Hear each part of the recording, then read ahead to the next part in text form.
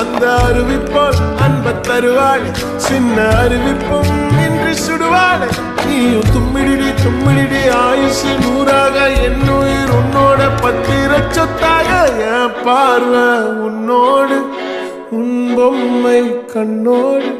பேசாமல் விண்ணோடு நாம் மிதந்து போவோம் காதாரா அடியாலும்